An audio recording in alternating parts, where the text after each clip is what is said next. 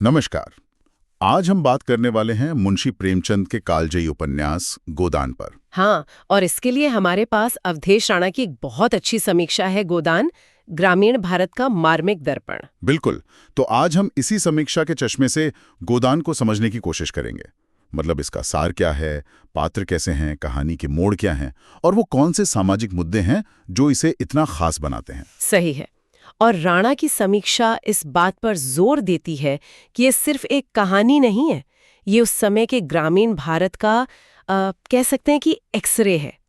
खास तौर पर किसान की जो आर्थिक और सामाजिक स्थिति थी। और कहानी का दिल है होरी महतो, एक आम किसान, बहुत मेहनती, ईमानदार। और उसकी एक दिली इच्छा, एक गाय पालने की और इसका गोदान करने की। हाँ, लेकिन ये इच्छा सिर्फ धार्मिक नहीं है, जैसा आपने कहा। वही तो। राणा के हिसाब से होरी के लिए गाय पाना एक तरह से अपनी सामाजिक इज्जत, अपना आत्मसम्मान पाने जैसा था। उस व्यवस्था में अपनी एक पहचान बनाने की कोशिश। और इसी कोशिश में वो बेचारा फंसता चला जाता है। जैसे तैसे उधार लेकर गाय लाता है, पर वो खुशी टिकती नहीं टिकती। उसका अपना भाई हीरा, वो ईर्ष्या में आकर गाय को जहर दे देता है। ये बात मुझे हमेशा बहुत परेशान करती है। सिर्फ जलन भाई के खिलाफ? राणा इसे सिर्फ व्यक्तिगत जलन नहीं मानते। वो कहते हैं ये उस समाज के टूटने का, नैतिक पतन का भी इशारा है, जहां अपने रिश्ते भी स्वार्थ के आगे छोटे पड़ जाते हैं। और यहीं से होरी की मुश्किलें असल में शुरू होती हैं। बिल्कुल।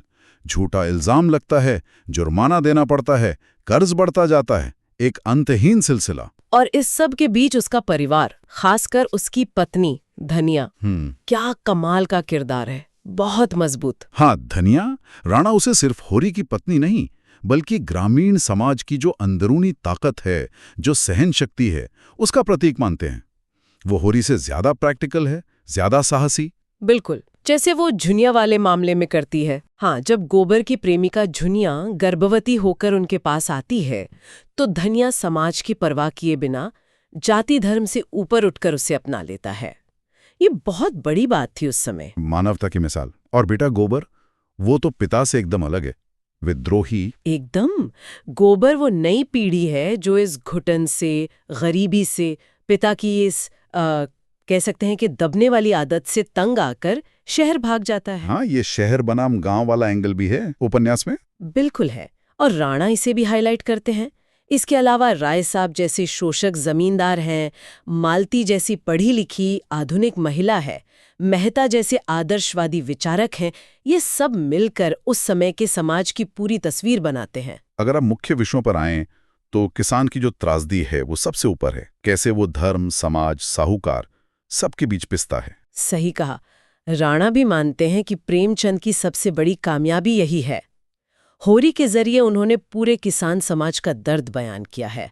वो दर्द जहां मेहनत की कोई कीमत नहीं और सिस्टम सिर्फ शोषण करता है। और जातिवाद का मुद्दा भी। वो भी साफ दिखता है, चाहे हीरा का काम हो या जुनिया को अपनाने पर समाज का रवैया। और इन सब बातों को प्रेमचंद जिस भाषा में कहते हैं वो कमाल है। इतनी सरल, सीधी, गांव की मिट्टी से जुड़ी हुई। ऐसा लगता है सब कुछ आंखों के सामने हो रहा है। हाँ, भाषा ही तो जान है। राणा भी लिखते हैं कि भाषा किरदारों को जिंदा कर देती है। और संवाद कितने यादगार हैं। जैसे वो लाइन, गरीब की इज्जत अमीर की दया पर टिकी रहती है। उफ, आज भी कितनी सच लगती है ये बात। बिल्कुल। और फिर उपन्यास का अंत, वो तो बहुत ही मार्मिक है।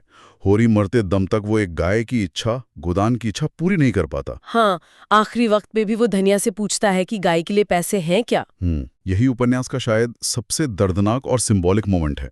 राणा ऐसे होरी के जीवन भर के संघर्ष का निचोड़ मानते हैं, एक इच्छा जो कभी पूरी नहीं हुई। तो कुल मिलाकर अवधेश राणा की समीक्षा भी यही कहती है कि गोदान सिर्फ एक उपन्यास नहीं है, ये भारतीय गांव, किसानों का शोषण, समाज की बुराइयां और इंसान के संघर्ष का एक बहुत शक्तिशाली दस्तावेज है। ये दिखाता है कि कैसे आदर्श और असलियत में कितना फर्क होता है। और इसी नोट पर हम अपने श्रोताओं के लिए एक सवाल छोड़ जाते हैं। हाँ, जरूर सोचिएगा इस पर। क्या होरी की कहानी आज भी प्रासंगिक है?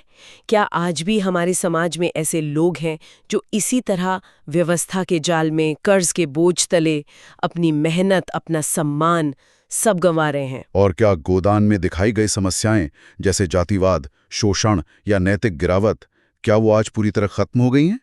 सोचने वाली बात है।